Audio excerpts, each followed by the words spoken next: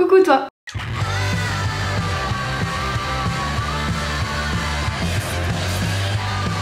Je suis ravie de vous retrouver aujourd'hui pour tourner une vidéo favorite parce que ça fait toujours partie des vidéos quand même que j'aime bien tourner parce que j'aime bien parler de trucs que j'aime bien, ça se tient, c'est assez logique. Pour ces favoris, il va y avoir exceptionnellement pas mal de maquillage, un petit produit soin bio, une série car j'ai découvert une série merveilleuse juste après avoir tourné ma vidéo avec mes 6 séries préférées. Si vous voulez en savoir plus sur mes 6 séries préférées, je vous mets le lien dans le petit i et je vais également vous parler un petit peu de bijoux ou plus globalement d'un look que j'ai arboré récemment pour un événement un peu particulier. Je commence ces favoris en mode moutonnance, mais moutonnance high level. J'ai vu Colline de la chaîne Et pourquoi pas Colline parler de ces petits anti-cernes de la marque Tarte Cosmétiques, donc qui est une marque américaine il me semble, en tout cas pas vendue en France.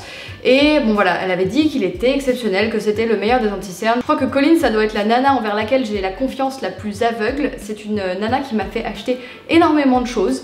D'ailleurs j'avais hésité un jour à faire une vidéo ce que Colline m'a fait acheter, mais en fait j'ai trouvé que c'était un petit peu délicat parce qu'il y a beaucoup de choses que j'ai achetées avant d'être youtubeuse. Ce que font les youtubeuses c'est potentiellement de te parler de choses qui peuvent t'intéresser et derrière tu vas les acheter, enfin si ça te plaît tu vas les acheter tu vois. Sauf qu'à partir du moment où tu as le statut de blogueuse ou youtubeuse, tu peux plus acheter les trucs que les autres youtubeuses te font acheter parce qu'en fait on te dit que tu copies. Donc moi je trouve qu'il y a un petit problème avec ça, c'est pour ça que je continuerai quand même à parler des trucs que d'autres youtubeuses m'ont fait acheter. Et ces petits anti-cernes en font partie. J'ai hésité à les acheter puisqu'ils ne sont pas bio, ils sont quand même un petit peu plus clean que d'autres marques niveau composition et c'est une marque qui est cruelty free. Alors je sais pas si c'est la marque globale ou certains produits, mais en tout cas je fais confiance à Colline si elle utilise cet anti-cerne, c'est qu'il est cruelty free. Et je me suis dit allez, n'achète pas, t'essayes d'avoir le moins de maquillage conventionnel possible et d'avoir le max de bio, tu vas pas te lancer dans l'achat d'un anti-cerne conventionnel. Sauf que quelques jours après, il y a Héloïse Monchablon de la chaîne Easy Blush qui en a parlé, elle avait craqué aussi à cause de Colline et elle en disait également énormément de bien. Et au moment où j'ai regardé la vidéo d'Héloïse, les frais de port depuis le site de Tarte, donc aux États-Unis, étaient gratuits. Donc j'ai sauté sur l'occasion et j'ai acheté les 2 teintes dont Colline se sert puisqu'en fait depuis longtemps quand j'avais acheté le fond de teint Alima Pure à l'époque où Colline en parlait, bien avant que j'ouvre mon blog, j'avais acheté la même teinte qu'elle, donc je sais qu'on a à peu près la même carnation, même si j'ai l'impression qu'elle a le teint plus mat que moi, mais bon, en tout cas on a la même carnation visiblement. Donc j'ai acheté les 2 versions, la teinte Light Medium et la teinte Light Medium Honey. Je trouve que la teinte Light Medium est peut-être un petit peu claire pour moi en ce moment, car j'avais pris un petit peu des couleurs en faisant les festivals et tout ça, mais elle me convient quand même parfaitement. Je pense qu'en hiver ça me conviendra également. En tout cas je le trouve vraiment incroyable, encore une fois, enfin c'est rare que j'ai acheté un produit suite au conseil de Colline et que j'ai été déçue derrière. Et c'est pour ça que je m'efforce de parler de produits qui sont vraiment très coup de cœur aussi. Pour que si vous achetez des produits dont je parle, vous soyez en général jamais déçus. Et j'ai plutôt d'excellents retours de vous sur ça, donc je suis ravie. Il a une tenue incroyable à tel point que la première fois que j'ai refait du sport, quand je me suis remis au sport, j'étais écarlate, rouge comme une tomate, dégoulinante, moi genre la catastrophe, j'avais honte. En plus c'est la salle de sport du boulot, donc j'avais honte, mais en fait j'étais rouge, sauf là, j'étais toute blanche autour des yeux, genre en mode panda inversé. Donc pour vous dire à quel point il tient très bien, à tel point que depuis les jours où je vais faire du sport, je mets mon autre anti-cerne Studio 78 qui se fond un petit peu plus dans le teint et du coup ça fait moins cet effet panda inversé chelou. Ce qui est cool c'est qu'il en faut vraiment très peu, contrairement à l'anti-cerne de NARS que j'utilisais avant de passer un peu plus au naturel. Et je trouvais que voilà ça coûtait 25 balles et c'était pas du tout économique, je les finissais mais hyper rapidement, alors que depuis que j'ai le Studio 78 en pot, là il me dure, ça fait plus d'1 an que je l'ai et c'est parfait et je le rachèterai. Mais celui-ci de temps en temps, vraiment les jours de sale gueule, les jours où j'ai envie d'être un petit peu plus maquillée, voilà, là je l'utilise vraiment quasiment tous les jours. Je me suis dit que comme j'avais arrêté pas mal de maquiller le teint, que j'avais beaucoup diminué et que mon maquillage principal ça restait mon correcteur et surtout mon anti-cerne, voilà, hein. Pourquoi pas repasser un petit peu des produits conventionnels, au moins pour l'anti-cerne, pour que je ne me sente pas trop comme un zombie certains jours de petite nuit. Deuxième gros coup de cœur, il s'agit de la marque NYX que je découvre. En fait j'avais jamais acheté cette marque là, donc encore des cosmétiques pas vraiment naturels, mais encore une fois cruelty free me semble. J'ai craqué littéralement sur 2 petites palettes, puisque ce dont j'entendais parler depuis extrêmement longtemps c'est du rapport qualité-prix assez exceptionnel de cette marque là. Les palettes m'ont coûté chacune entre 8 à 9 € et la tenue est vraiment géniale. Je voulais des teintes un petit peu plus chaudes. Il s'agit de la palette Lid Lingerie de chez NYX. J'ai J'étais vraiment à la recherche de tons un petit peu plus chauds comme celle-ci. C'est ce que je porte là comme maquillage. Je porte cette teinte là sur toute la paupière, celle-ci et celle-ci pour un petit peu réchauffer. Et j'aime bien, en soi j'aime bien le teint que ça fait. Il y a le chat du voisin qui a été abandonné par son voisin et qui squatte sur ma terrasse. Je déteste ce voisin pour ça, c'est un scandale. Moi j'ai pas d'animaux parce que je veux pas les laisser tout seuls et il y a des connards qui ont des animaux et qui se cassent et qui les laissent dehors. Ça m'énerve. Je suis saoulée putain. Bref, et la deuxième palette, la meuf trop vénère pour présenter ses favoris. Bon alors la deuxième palette, non la deuxième palette, il s'agit de la Cosmic Metals qui reprend un petit peu les teintes de la première palette mais en version irisée, ce qui permet de légèrement illuminer le regard. Je les trouve très très beaux ces fards et voilà, je suis contente, je ne regrette pas du tout mes achats, d'autant plus que ça coûte vraiment très peu cher et la tenue est exceptionnelle. Alors moi je l'utilise avec une base quand je m'en sers pour un peu mieux fondre mes dégradés parce que je suis une quiche en maquillage donc il me faut un soutien. Mais je sais que quand je l'ai porté le week-end dernier pour un mariage, je me suis pas démaquillée le haut des yeux, j'avais démaquillé que ma peau à l'arrache et j'ai passé la nuit comme ça et le lendemain matin mon dégradé de couleur était pareil, exactement pareil, donc je peux vous dire que ça tient très très bien. Et pareil après le sport aussi, ça file pas du tout dans les plis, enfin en tout cas avec la base, c'est vraiment assez bluffant. Et j'ai acheté ce que je porte sur mes lèvres aujourd'hui. Il s'agit d'un petit NYX lingerie que j'ai acheté en teinte quoi, French Made, donc soubrette en français, et c'est le numéro 20. Bon, je vous avoue, c'est pas que je suis déçue, mais c'est très très difficile de trouver la bonne teinte dans ces trucs là. Là, je sais pas si ça me va très bien.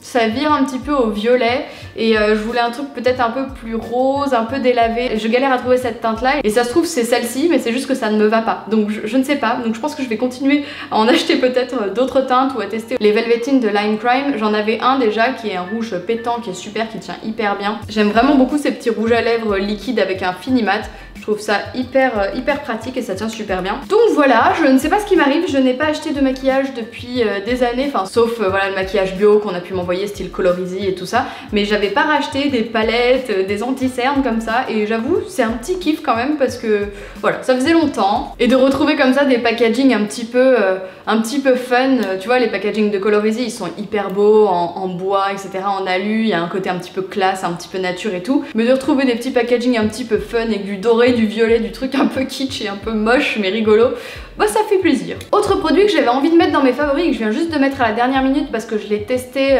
3 ou 4 fois pour le moment et je l'utilise pas sur le long terme, mais quand même je suis bluffée et je voulais vous en parler. Il s'agit de l'huile démaquillante de chez Olution. Alors Olution c'est une marque dont je ne vous ai jamais parlé je crois. J'avais juste fait un post Instagram au tout début de mon Insta parce que j'avais reçu des échantillons des produits et je vous avoue j'étais contente, ça faisait partie de mes premiers partenariats, la marque m'intéressait beaucoup, mais par la suite j'avais été déçue parce que j'avais pas aimé les crèmes en fait, j'avais pas trop aimé les packaging, j'avais pas aimé la crème contour des yeux, la crème visage, bon bref, j'avais été assez déçue en fait des effets des produits. Et puis bah quand une crème te convient pas et qu'une marque ne propose qu'une gamme de crème, bah au final bah t'aimes pas la marque quoi. Mais j'avais toujours beaucoup d'admiration pour la créatrice de la marque qui est d'une rigueur et d'une exigence sur la composition de ses produits. J'ai eu la chance de la rencontrer et d'avoir un petit déjeuner avec elle et d'autres blogueuses et donc d'en savoir plus sur ses démarches et c'est encore pire que ce que je pensais hein. C'est vraiment ça va jusqu'au choix du plastique, du bouchon, de tel produit parce que s'il est trop loin et machin, bon bref j'ai essayé de la piéger et de lui poser des petites questions et elle avait réponse à tout évidemment, elle est plus calée que moi. Et c'est vraiment génial de voir des nanas comme ça aussi engagées et aussi exigeantes et qui n'ont pas peur d'être chiantes avec leurs interlocuteurs parce que bon elle le dit elle-même, hein, c'est un petit peu la terreur auprès de toutes les personnes avec qui elle interagit pour lancer ses produits. Il y a quelques mois, Olution a élargi sa gamme et ne propose plus uniquement les crèmes visage et contour des yeux, mais propose également tout un rituel layering, donc il y a un lait démaquillant, une huile démaquillante, un gel doux nettoyant, donc ça c'est super pour la peau, et une lotion un peu tonique, voilà, hydratante, ça j'adore ça aussi, donc c'est super. Mais le produit sur lequel je veux m'attarder aujourd'hui c'est l'huile démaquillante, et quand elle nous avait présenté les produits, la première question que je lui ai posée c'était est-ce qu'elle s'émulsionne, parce que moi je veux que ce soit rapide le démaquillage, et ma préférée c'est celle de Melvita, qui est la seule huile bio qui démaquille super vite et qui se rince sans fini gras.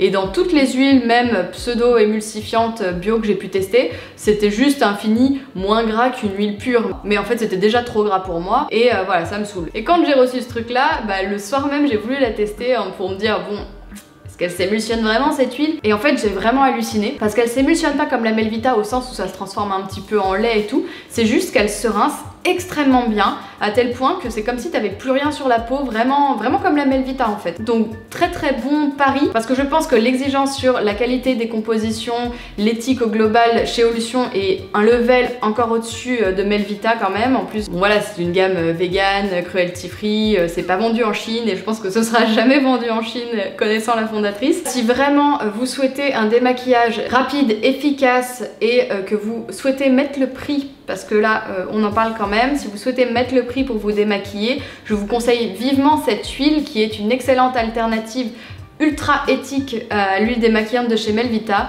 Seul bémol, elle coûte 30 €, je crois 29 €. J'ai regardé sur le site hier justement pour voir si j'allais pouvoir vous la vendre comme ma nouvelle huile démaquillante préférée, mais le prix, ça se paye, l'éthique, hein, c'est un choix de consommation. Personnellement, j'ai déjà 2 flacons d'huile démaquillante de Melvita d'avance que j'avais acheté. Donc celle-ci, je vais l'utiliser avec plaisir et je vous en parle puisque je sais que je m'adresse à toutes les bourses. Voilà. Et que pour certains ça pose pas de problème de mettre 30 € dans une huile démaquillante alors que d'autres crient au scandale et préfèrent se démaquiller à l'huile d'olive de leur cuisine. Chacun fait comme il veut, chacun fait comme il peut. Mais en tout cas je souhaitais vraiment saluer la réussite de ce produit. Mis à part le prix, grosse surprise et gros favori. J'avais envie de vous parler comme ça, je le mets dans mes favoris parce que j'ai trouvé ça hyper cool et c'est plus un message de tolérance que je voulais passer. Il y a quelques jours j'ai mon amie Léa que vous avez vu dans le vlog We Love Green, je vous le mets également dans le petit i, qui s'est mariée. Il se trouve que Léa et désormais son mari sont des métalleux dans l'âme et voilà, ils ont tous des délire autour de ça. Ils sont très fans de toute cette esthétique. Léa a longtemps fait des photographies avec des tenues dans un style fétiche, en latex, etc. Et voilà, sans être détraquée ou faire des choses bizarres à côté, c'était l'esthétique qui leur plaisait avant tout. Et il se trouve que le jour où elle m'a annoncé qu'elle allait se marier, j'ai été assez étonnée parce qu'ils sont assez marginaux, on va dire, pas vraiment dans les clous. Ils sont également child free comme nous. Et du coup, quand elle m'a annoncé qu'elle allait se marier, ça m'a vachement étonnée. Et quand j'ai vu sa tenue, et bien j'ai été vraiment contente de voir qu'elle était allée au bout de son délire et que finalement ce mariage, elle se l'était approprié et qu'elle l'avait fait comme elle voulait et elle a osé, entre guillemets, parce que finalement c'était assez naturel pour elle, mais elle a osé aller faire la cérémonie de mariage à la mairie dans une tenue pour le moins particulière et de soumettre un dress code un peu dark. Et du coup j'étais son témoin et j'ai adoré chercher un petit peu le look que je pourrais me faire pour ce mariage en tant que témoin, pour être un petit peu dans le même esprit mais sans être autant abusé qu'elle quand même. Donc là je vais vous mettre une petite photo de nous deux. Donc vous pouvez admirer cette tenue extraordinaire en mode Black Swan de Léa pour son mariage. Et moi j'étais partie sur un délire un petit peu, je sais pas si vous avez vu la série American Horror Story et la saison sur les sorcières. Et je me suis vraiment inspirée de ça, où elles sont très élégantes, très glam, avec des longues robes noires hyper classe, des grands chapeaux, des lunettes un petit peu fumées et tout ça. Et j'aimais beaucoup le style. Et du coup je suis un peu partie là-dessus pour être un petit peu à l'aise quand même, mais bien dans le délire de la mariée. J'étais vraiment contente parce qu'elle a vachement aimé le look que j'avais fait, je lui avais pas dit avant. J'avais partagé cette photo sur Instagram et je voulais vraiment recueillir un petit peu vos messages. Et j'ai été hyper touchée des messages que vous avez laissés. Vous avez été hyper tolérants et super contents de voir une nana comme ça qui vit son mariage comme elle l'entend. Et comme elle me le disait d'ailleurs après la cérémonie, en fait finalement elle s'est pas posé la question spécialement, et c'est plutôt si elle avait porté une robe blanche qu'elle aurait pas été à l'aise en fait dans cette cérémonie et qu'elle se serait pas sentie elle. Et je suis vraiment ravie pour eux parce que je pense qu'ils ont eu une cérémonie qui leur ressemblait et j'en attendais pas moins d'eux. Du coup j'ai eu une quarantaine de commentaires. Vous dites, alors c'est pas trop mon style, mais qu'est-ce que ça envoie du pâté. C'est génial qu'ils aient fait comme ils voulaient. Ça défonce, j'adore l'idée. Ça claque et ça change. J'adore, elle a son propre style qui lui va à merveille et elle est restée elle-même pour le plus beau jour de sa vie. Tellement de gens ne le font pas pour la famille, l'entourage, etc. Mais c'est son jour et elle en a fait ce qu'elle voulait. Juste bravo. C'est génial d'assumer à fond sa personnalité et de la vivre sans se poser de questions. Félicitations aux mariés. C'est bien d'assumer son truc et ça rend beau. Oh la classe, oh mon dieu. Voilà, vous avez été vraiment super enjoués autour de ça et j'étais très contente de lire vos messages de tolérance. Et je vous parle de ça dans mes favoris pour vous faire à la fois un petit lookbook parce que vous avez été nombreux à me demander d'où venait la robe. J'adore ton chapeau, j'adore tes lunettes, machin. Tout vient d'Assos quasiment, sauf ce collier que je porte également aujourd'hui. Donc je portais un chapeau et des lunettes de soleil, une robe de chez Assos. Je vous mettrai les liens dans la barre d'infos si ça vous intéresse. Côté bijoux, je portais tout mon bazar. Ma fat manchette Else que j'adore en métal, que j'ai également copié de Colline. Oh mon dieu, je n'ai aucune personnalité décidément. Et ce collier que j'adore qui vient de la boutique La Boboa sur Etsy. Je vais vous mettre le lien en barre d'infos. Et dites-moi si ça vous intéresse, mais en fait la créatrice de la marque m'a proposé de vous mettre un code promo promo à dispo sur leur shop, moins 10%, et de vous offrir un petit cadeau avec, parce qu'elle m'a envoyé ce collier dans une petite pochette trop mignonne avec un pins trop choupi, je sais pas si vous le voyez bien, un petit swatch. Il est vraiment beaucoup trop beau et elle m'a proposé en fait que pour toute commande avec mon code promo vous ayez 10% et le petit pins avec. Donc dites-moi si ça vous intéresse, si vous voulez faire une commande sur son shop. En fait je suis stupide, pourquoi je vous pose la question? Je sais pas, je m'imaginais que c'est genre comme un concours, j'allais le mettre sur Instagram, mais en fait non. Je vais mettre tout ça en place avec la créatrice de la marque et puis je vous mettrai le code promo en barre d'infos et puis vous achetez si vous voulez. Je suis pas payée pour ça, je vous préviens, enfin sauf je mettrai un lien affilié je pense vers Etsy et je toucherai genre 50 centimes sur votre achat. Dernière chose dont je voulais vous parler, il s'agit d'une série et j'ai découvert cette série juste après avoir terminé mon montage de mes 6 séries préférées que je vous mets ici dans le petit i et je la trouve extraordinaire. Il s'agit de la série The Handmaid's Tale, la servante écarlate. Et c'est fou. En fait c'est une série dystopique. Alors pour rappel, une dystopie qu'est-ce que c'est? La dystopie est un récit de fiction dépeignant une société imaginaire organisée de telle façon qu'elle empêche ses membres d'atteindre le bonheur. Une dystopie peut également être considérée entre autres comme... Tais-toi le chat du voisin, je sais que t'as pas de maître. Une dystopie peut également être considérée entre autres comme une utopie qui vire au cauchemar et conduit donc à une contre-utopie. L'histoire. Dans une société dystopique et totalitaire au très bas taux de natalité, les femmes sont divisées en 3 catégories. Les épouses qui dominent la maison, les martases qui l'entretiennent et les servantes dont le rôle est la reproduction. Alors c'est une série qui est très dure, franchement elle te fait te poser beaucoup de questions, ça te ramène quand même pas mal à notre société patriarcale et à la place de la femme dans notre société. C'est une série très féministe, il faut bien le dire. Ce qui est quand même fou avec cette série, c'est qu'on te plonge complètement dans cette société, cette dystopie complètement aberrante. Et dans les épisodes suivants, il y a beaucoup de flashbacks du coup, de sa vie d'avant, qui vont te permettre de comprendre au fur et à mesure. Moi j'ai pas fini la série encore, donc ne me spoilez pas. J'ai pas fini cette série, mais j'ai déjà envie de la mettre dans mes favoris et c'est évident. T'explique plus ou moins comment cette société en est arrivée là, ou quelle était la vie en tout cas qu'avait cette femme avant de se retrouver plus bactère dans cette famille. Alors ce qui est terrible, c'est que personne n'est heureux en fait, enfin, aucune femme n'est heureuse. Aussi bien la servante qui se retrouve littéralement à se faire violer à chaque période fertile de son mois, et les maîtresses de maison qui voient leur mari coucher avec une autre femme dans des conditions... Enfin je vous passe les détails parce que c'est vraiment glauque et du coup ça te plonge dans une ambiance très particulière. Tout le monde se méfie de tout le monde parce qu'il y a également une entité qui s'appelle The Eye, donc qui sont les yeux et qui sont des délateurs qui sont un petit peu disséminés partout dans la ville, même dans des maisons. Tu ne sais pas qui c'est. Et même entre elles, entre servantes, il y a de nombreuses scènes où elles partent faire des courses et en fait elles n'ont pas vraiment le droit de se parler puisque justement elles ne peuvent faire confiance à personne. Si par exemple une nana a le malheur de faire une connerie et que l'autre était au courant, la personne au courant peut également se faire violenter, battre et bien pire encore. Je ne vous donne pas les détails une fois de plus. Comme je sais que ça vous avait bien plu dans ma vidéo de série, j'essaye de vous mettre la bande-annonce à côté pendant que je parle. La réalisation de la série est également très pertinente puisque c'est fait d'une telle manière que tu es au plus proche de l'action et tu es vraiment avec elle et tu souffres avec elle. Il y a pas mal de silence, hein. L'actrice arrive à faire passer beaucoup d'émotions par son visage, les expressions de son visage. Elle est vraiment extraordinaire. Oui, j'ai oublié de vous dire que cette série était également adaptée d'un livre et apparemment elle a aussi été adaptée en film dans les années 90. Donc je sais pas ce que ça donne. Si la série ne dure pas plusieurs saisons, je me mettrai peut-être le film. Je trouve qu'on ressent vraiment la pression et l'oppression, sans vouloir faire de jeu de mots, que vivent ces femmes et l'ambiance est parfaitement retranscrite dans la série. Donc voilà, je sais pas si ces arguments vont beaucoup vous donner envie de voir la série, il faut peut-être être un peu maso. Mais en tout cas pour moi c'est le chef-d'œuvre de 2017 là. Ça faisait longtemps que j'avais pas vu une série aussi intéressante, profonde, avec des idées politiques, une critique de notre société, des acteurs au top, une ambiance extrêmement bien restituée. En fait la dernière qui m'a autant plu c'était The Night Of, dont je vous parlais en premier dans ma vidéo. Et visiblement j'aime beaucoup les drames, hein, voilà. Et là il y a la notion de dystopie du coup qui me plaît également énormément et qui est vraiment mise au service du propos dans la série. Parce que The Night Of du coup c'est une histoire de policier, voilà, plutôt qui pourrait arriver dans la vraie vie. Tandis que là, j'ose espérer que ça ne pourrait pas arriver. Sur ces paroles tout en légèreté, je vais vous laisser en espérant vous avoir fait découvrir quelques petites choses dans cette vidéo. N'hésitez pas à me dire en commentaire si vous avez vu la série dont je vous parle, si vous voulez m'en suggérer d'autres, si vous êtes tenté par la nouvelle gamme d'Olution aussi, ça m'intéresse. Et également, est-ce qu'en étant plutôt dans le bio, est-ce que le maquillage, vous continuez à utiliser du maquillage conventionnel? Ça m'intéresse de savoir. Parce que voilà, enfin moi je suis pas du tout en mode j'ai fait une entorse et tout, enfin je m'en fous, on fait encore ce qu'on veut. Et voilà, dites-moi tout. Je vous fais des bisous et je vous dis à la semaine prochaine, salut!